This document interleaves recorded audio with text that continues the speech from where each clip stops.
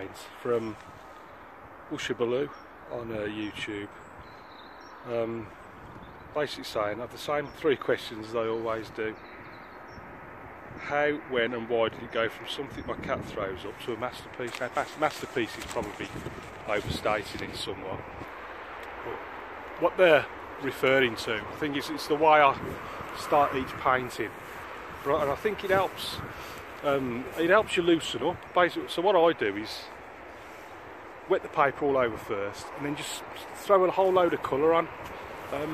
So often I get people saying I can't get out of the habit of painting tight watercolours and I want to loosen up, paint with a bit more freedom. And I think the way I start the painting genuinely helps me do that. Wet it all over, throw some colour on. It does look a mess. Well, I say it looks a mess. I mean, I don't think it looks that bad. Once the colour's on and you've got a load of shapes and patterns and things on there, a lot of it just purely by chance.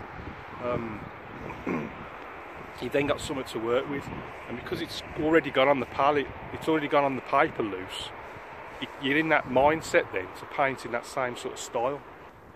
So often, in fact I think every single time I've tried starting the painting off in a different way without using that technique and doing it more slowly and deliberately, the painting ends up looking rubbish. Every single time. I can't think of a single occasion when it's actually worked for me personally, but that's just me. I haven't got the patience to paint slowly and methodically and produce like tight, neat, traditional looking watercolours.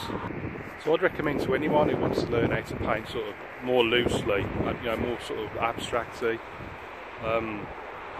starting out, just start off, just go mad with the brush. It doesn't really matter how it goes on the paper. The only thing I'm focusing on when I start is the lights. Get a few darks and lights in, create darker areas and lighter areas. It doesn't matter where the paint's going, where the strokes are going. That's almost irrelevant really. It's about the light. And once you've got some light, you can preserve that then throughout the rest of the painting. And then as the paper dries and the painting develops, you sort of paint in sharper details, and that's when the whole thing starts to come together, like what the person was referring to with the question. So next time you feel you've got like writer's block type of thing, start painting off like that. Just wet it all over, throw a bit of colour on, and just focus on the lights and darks. I generally go for like a lighter central region. It just seems to work better. And then as the painting develops, you can tighten it all up and bring it all together. So, best of luck, and I'll catch you next time.